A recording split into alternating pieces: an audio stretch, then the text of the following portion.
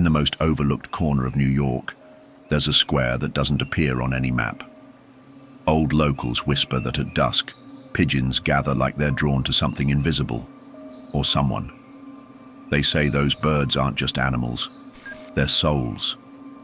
Trapped souls, and worse, souls of those who dared to end their lives in that place. You won't find this story in tourist guides, but once you hear it, it sticks with you forever. Today, you'll discover a silent horror lurking over a seemingly ordinary square in Manhattan, a place where something as simple as feeding a pigeon might seal the fate of someone already on the edge. By the end, the question might not be, what's wrong with the pigeons? But, what if I'm already one of them? His name was Daniel Keller, a graphic artist who traded the suburbs for a tiny Manhattan apartment. Since the pandemic, he worked from home. The isolation gave him too much time to stew in his own silence, too much time to dwell on memories. Pinned to his living room wall were old newspaper clippings about mysterious deaths in the city's heart, always at the same spot, Ashbury Square. A small place boxed in by weathered buildings, cracked benches and a bandstand with faded paint. But what stood out wasn't its look, it was the pigeons. Daniel passed through every week, chasing inspiration for the dark illustrations he sold online. But something was off. The pigeons in Ashbury Square didn't act like normal birds. They didn't peck at the ground, didn't fly. They just stared, hundreds of them, frozen, watching passers-by like they knew too much.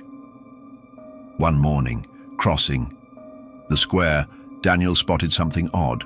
A pigeon perched on a plaque atop a concrete bench. In its talon, a wedding ring. And in its eyes, a human gaze, impossible to ignore. That night, he had a dream. Pigeons circled a body slumped in the center of the square. No blood, just silence. The body's eyes were still open, tracking Daniel, as he tried to move but couldn't. The birds stared like silent judges. The next day, something felt different. Daniel woke with a sense that someone, or something, had followed him from the square to his apartment. In the mirror, he saw deep bruised circles under his eyes like he hadn't slept in days. But the worst part, he felt watched, even alone. And the sound? There was none. No street noise, not even the pigeons outside.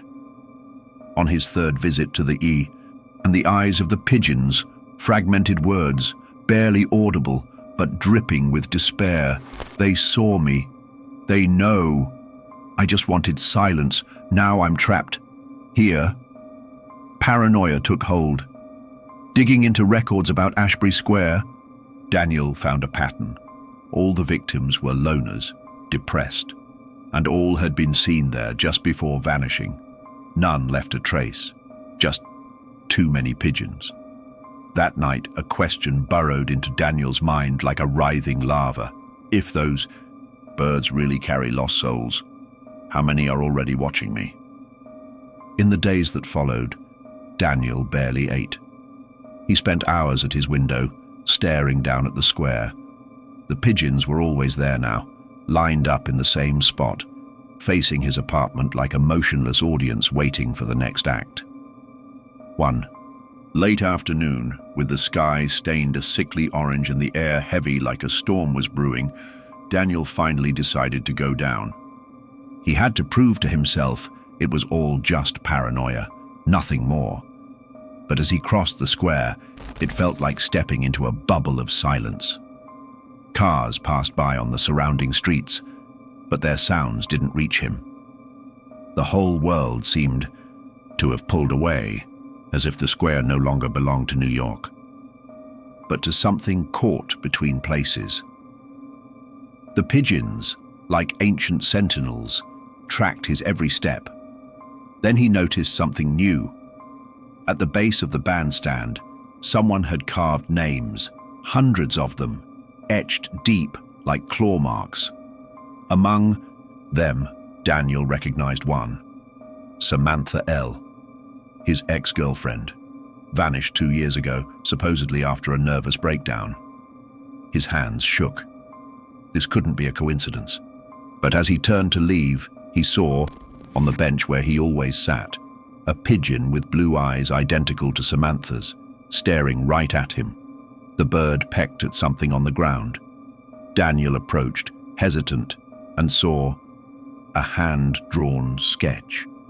It was his face, distorted with black eyes leaking ink. Scrawled on the edge of the paper, in shaky letters, "They want me to come back. Now it's your turn." His heart raced. He bolted home, locking doors and windows. But the whispers followed. They came from the outlets, the drains, the cracks in the walls. The pigeon's eyes. They were everywhere. Unable to sleep, Daniel started drawing obsessively, face after face of people he'd never seen, but felt were trapped there. When the clock hit 3:33 a.m., he realized he'd drawn exactly 108 faces, all in agony, all with eyes too alive. Then the phone rang, but he didn't have a landline. He answered. Nothing, just the muffled sound of wings flapping. Then a voice, deep, distorted, almost mechanical. "One more. Now look outside." Daniel dragged himself to the window. For the first time, the pigeons weren't still. They stared at him and smiled. That night changed Daniel forever. The next day, he didn't go to work, didn't leave the house. When he looked out the window, the square was empty. No pigeons, no living soul, just the bandstand in the center, pulsing. Yes, pulsing, like it had a heartbeat. He tried to ignore it, to erase the memory, but the voices kept coming. And the drawings, they started appearing on their own at night, scattered across the room, plastered on the walls, scrawled on the mirror in something that looked like bone ash. One night, Daniel heard knocking at the door. 3 sharp raps, followed by a relentless scratching like claws searching for a way in. But when he opened the door, no one was there, just a pigeon, with eyes identical to his own. He followed it. It was like he had no choice. He walked to the square. The streetlights flickered, and each time one went out, distorted faces appeared in the shadows, muttering ancient words. In the center, the bandstand was now covered in black feathers, and at its base, dozens of bodies lay half petrified, eyes wide open, mouths twisted in eternal silence. Their features, human, but unfinished. Some familiar. Then he understood. The regretful, the guilty, the broken. They were trapped here. Their souls, unable to leave, became part of this place, watching, judging, waiting for company. The pigeon landed on his shoulder, and he heard Samantha's voice clear as day. "The square doesn't condemn. It collects," Daniel screamed, but no one answered. New York slept. He fell to his knees. His skin began to harden, his fingers fused together, his face freezing into an expression of eternal dread. Now, anyone passing through the square might spot a new pigeon with empty eyes, but if you look closely, too closely, you'll see it's crying. And there, on the bench where it all began, a yellowed note flutters in the wind. They just want to be remembered. Would you dare visit this square at midnight? Or do you think you've already passed through it without realizing? If this story chilled your blood, drop a like, subscribe, and share it with someone who needs to know that not every pigeon is just a pigeon. Comment below. What would you do if you recognized a familiar face among them?